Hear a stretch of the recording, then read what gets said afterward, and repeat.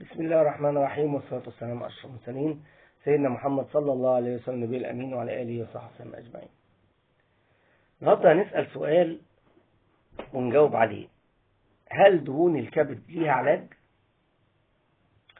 الحقيقة العلمية السليمة اللي بيقولها أساتذتنا الكبار إن دهون الكبد ليس له علاج دوائي، ولكن علاجه الرئيسي في الصيام،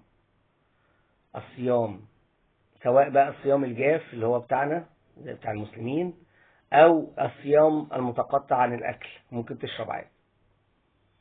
ده يا جماعة اللي بيخلي الكبد التخزين الجلايكوجين والفاتس اللي فيه اللي هي الدهون والسكر المخزن فيه يدوب على حسب احتياج الجسم، ان الجسم محتاجه، ويبدأ ينزل واحدة واحدة.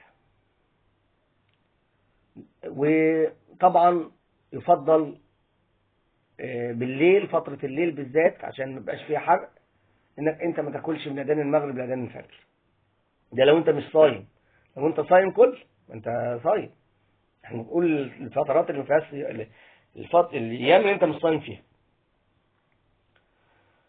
انما العقار اللي بتاخده، اي عقار بتاخده، هو بينشط لك الكبد عشان ما تنامش، عشان يشتغل كويس، عشان انزيمات الكبد تقل.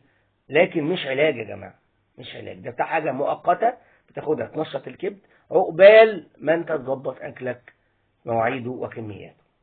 تمام. نسال الله تعالى ان يعلمنا ما ينفعنا وينفعنا ما علمنا. السلام عليكم.